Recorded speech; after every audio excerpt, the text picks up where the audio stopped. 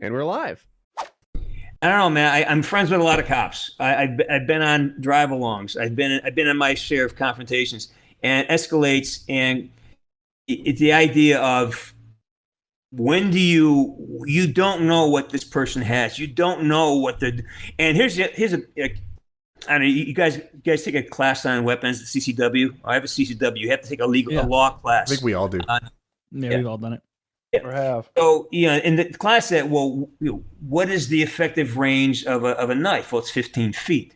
That means if you got a knife, by the time I get to my gun, you've got me stabbed. So there's all these relevant tactical things that you have to remember when you deal with suppression of violence, suppression of criminals. That people don't understand how difficult it is to get somebody to become compliant, to basically comply with that, or listen. Just if you're resisting, it's a dangerous thing for a cop. It's a dangerous thing, and I think part of the issue is that I'm not sitting here giving cops free range to do what they want. I'm not saying that. I think that we have to change the way police teams are handled. I think police have got to be done in teams, and they got to rotate out. When a guy gets hyper, hey, tap him out, get out of here, walk off. You're excited because when the adrenaline goes, you lose your finer, nuanced skills. You become more base oriented. If fighters know that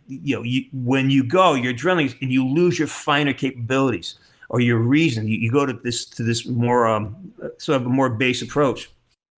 But I also think that we've got to start making a conversation into communities that are hard hit by these things.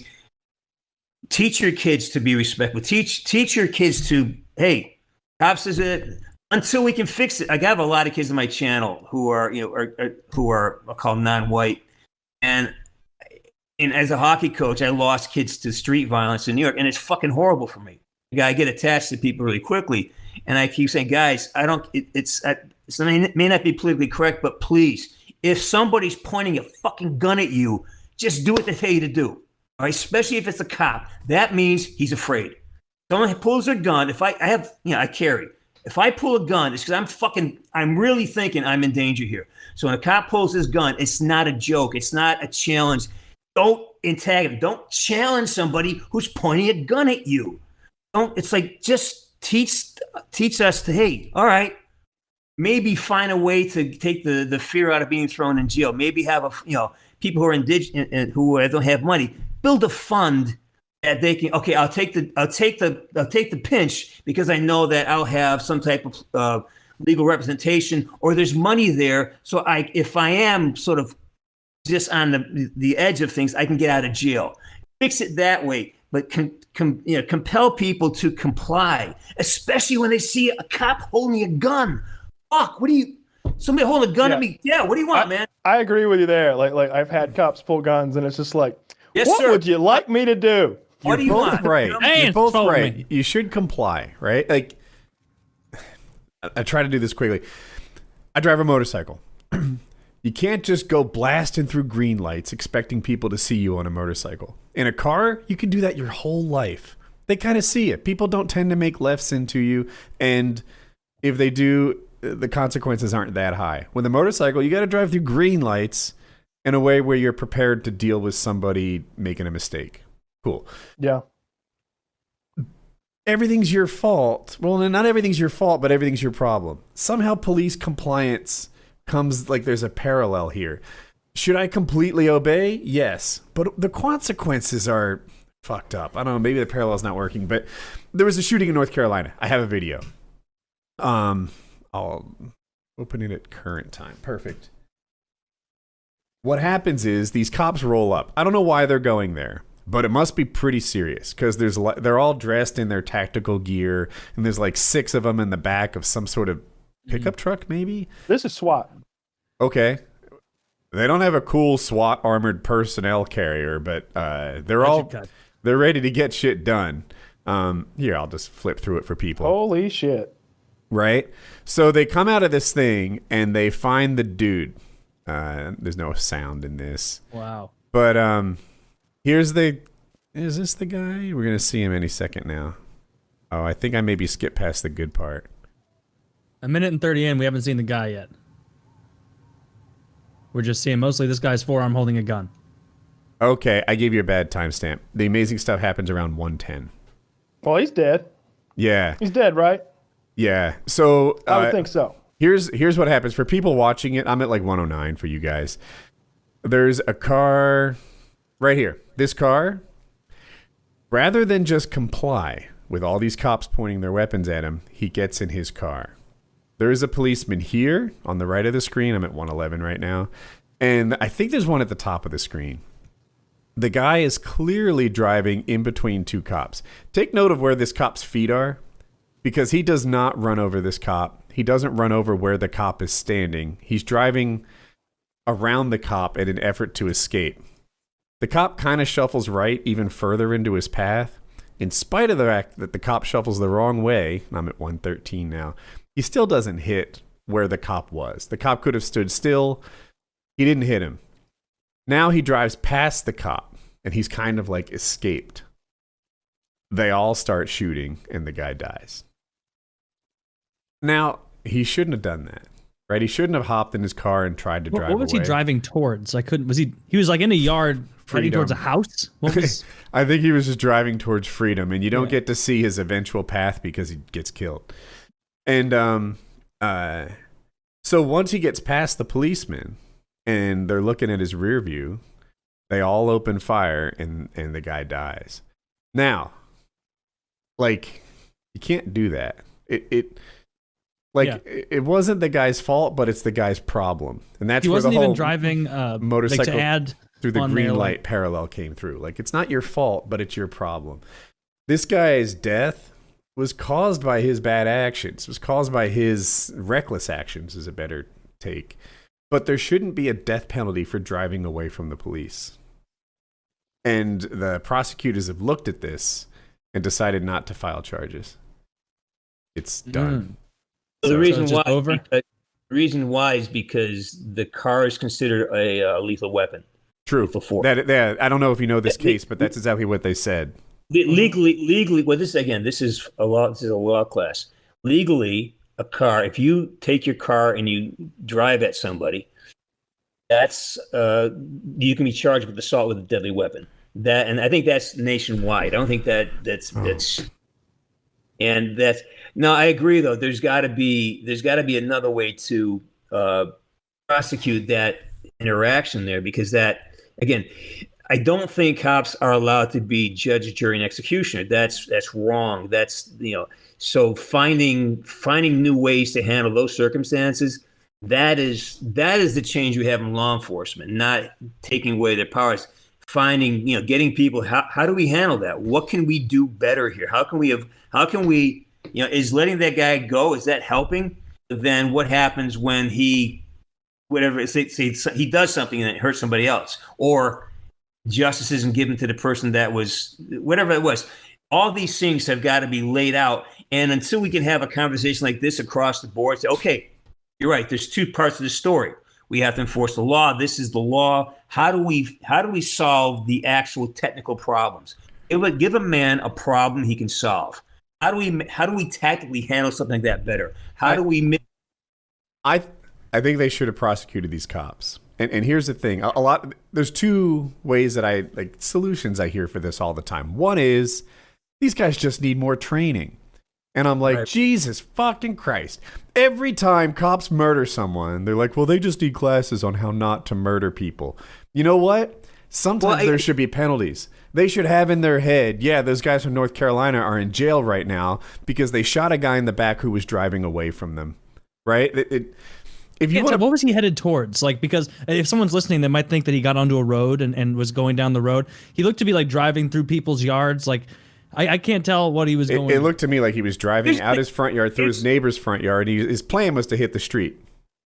You said a really interesting thing, and I want to point it out. You used the word murder, and that's part of the issue with getting this change. That's not murder. That's necklace. That is negligent homicide. That is them. They didn't intend to go there that day and murder somebody. That was a police action. Now, what you're looking at is actually just bad work. They are negligent at their job. They have to find a better way to do that. What if he was on foot? If you prosecute, if he's on foot, well, you can't still hypothetical, because how can you know what's going to happen? You can absolutely do hypotheticals. We'll do one right now. If they say stop and he runs away on foot and they shoot him in the back, that feels like murder to me. Now, it's definitely worse than this, because at least on foot he doesn't have a fucking car to drive into people. But they shot him as he was driving away. If they shot him while he was driving towards them, I would feel a lot differently about it. What else is going on? Like, what else happened? What else is going on? You can't just throw out this simple hypothetical without adding other mitigating factors either. And again, the poor gentleman years ago got shot. He was just running away. That was horrible. And we got to add in when you make it hypothetical, you got to put a whole bunch of what was happening, what's the circumstance, what are the other elements that justify a policeman's actions. I don't agree that you can't do a hypothetical. If I say, hey, this guy's driving away, if he was running away, it'd be a very parallel situation. And you say, what about all the other things? Well, we'll make them the same. Period. Problem solved. Now we can do hypotheticals. This guy was driving away from the police, and they shot him while he was driving away. Right. And I'm not saying he was a good guy. I'm sure he is. I guess he has other crimes in his history. There's the SWAT teams rolling up on a guy. He's probably a yucky dude. We're discussing that. Do cops get to be judge, jury, and executioner in any circumstance they choose? That's the real conversation, right? That's what you're saying. When they act like that, they are becoming judge, jury, and executioner in that moment. And once you do that, you don't get to take that action back. That's a permanent action. And I think we should prosecute cops when that happens if they're bad. This guy was driving away. Can't shoot a guy for trying to escape. I don't like it. It's just that there's not a death penalty for it, right? This guy should have been caught later that afternoon and spent even longer in jail and kicked himself in the butt for the next 8 years because he tried to escape the police. That's what 8 years, whatever. But 8 months. I can't debate that. That can't be. You're I'm right. not as harsh with my prison sentences as someone who's done 2 months. It sucks. It sucked. Like 2 months. Maybe you're right. Maybe you're right. Whenever I hear somebody, it's like, yeah, you got 5 years for embezzlement. I'm like, God, did some orphans die or something? Like what the fuck? Okay. How much did he embezzle? I do take the driving. He didn't hit a cop, and he didn't even drive where a cop was standing. It's not like the cop had to dodge him. But he did endanger a cop. I mean, like, he drove in their general direction. It looked scary. Like, I don't know. All I know is, I put my... He drove into that one guy, didn't he? And then I think cops have to be held to the highest of standards. I went frame by frame. I think if you're going to patrol the streets with a fucking gun, if you're going to patrol the streets with a gun, you should be held to a very high standard. And Absolutely. So I say, like... I've done some crazy things, and I don't really get scared of too many things. And I'm thinking, like, would I be scared if I were, like, not even in front of the car, but just near the front bumper? Like I can look and see the wheels of the front of the car. Like, there's no way he can hit me. He could maybe rub against me a little if he makes a sharp turn, but I'm not in danger. He's not going to kill me. I can shuffle step to the left, and I'm fine. Would I be scared? No. No, I wouldn't be scared. I'd be having fun. It'd be like, oh, this is exciting, isn't it? I wouldn't be afraid, though, especially if I've got a goddamn AR-15. Like, what's he going to do? Like, one-handed shoot me with a pistol as he drives past? If I see a pistol, I'm going to shoot him. But I'm not just going to, like, open fire on a guy who's driving away from me. They're still shooting when he's driving away. They start shooting when he's driving away. It's absurd. It's absurd. Yeah. They murdered that guy. And you can frame it. You can be like, well, technically, cars are lethal weapons. He was fleeing the scene with a lethal weapon. They had no idea where he might go next. All right, that's one way of looking at it, but don't try to act like it's the same as him running away with a blood-soaked machete toward a school. Like, that's not what was happening. He was just trying to get the fuck away. And he shouldn't be. He shouldn't be. And like you said, that's another charge. That's another charge. You're fleeing the police or whatever it's called. And if he bumps a cop, I don't care how lightly, he just assaulted a police officer. But you don't murder that man. If a cop I wouldn't have pulled the trigger. I know I wouldn't have pulled the trigger, and that's the level that I'm holding them to. What would I have done? I wouldn't have pulled the trigger. If a cop can semi-reasonably say, I feared for my safety, then I give him a lot of latitude. But if a guy's running away, you didn't fear for your safety, you silly head. No. No, You know? if we're in an apartment, I saw a video where like the female cop is trying to wrangle this guy, and he's just not having it, and they get into like a tussle in his living room, and the whole time I'm thinking, shoot him, shoot him, shoot him, shoot him. You should have already shot him. Shoot him, shoot him, shoot him, and eventually everybody's shot because the male cop has to show up and start shooting people. And like the woman has been shot by like her own gun or something, and then the male cop has had to come in and shoot the other guy with his personal gun, and it's a whole thing. It's like you should have shot him a long time ago. So it's not like I'm always on the bad guy side or anything. It's just there's levels to this shit, and that was a situation where the cop shouldn't have shot a guy who was driving away from them menacingly. And but then there's some situations where it's like we're in a dark room and it's just me and you, and all that's standing between me and you killing me is me killing you. Like I'm gonna have to shoot, and especially if it's a crazed person. Like are we there for a guy who stole some watches and was selling them on the street, or are we there for like Psycho Billy, the guy who's got like 3 murders on his rap sheet and he's looking for a 4th gang member to shoot today? Like there's a big difference. In North Carolina, as a general rule of thumb, concealed carry, you can shoot someone if you fear death, serious injury, sexual assault, and you have no ability to escape. That's roughly when you can shoot someone. Take away the no ability to escape thing, and we have a good guideline for cops. Do you think Alabama or Arkansas or wherever Boogie's from has the same law? Because he was definitely in fear of sexual assault. He was in fear of it. Do this. Doesn't the castle doctrine let you shoot people on your property? I think they need almost I think for really trespassing.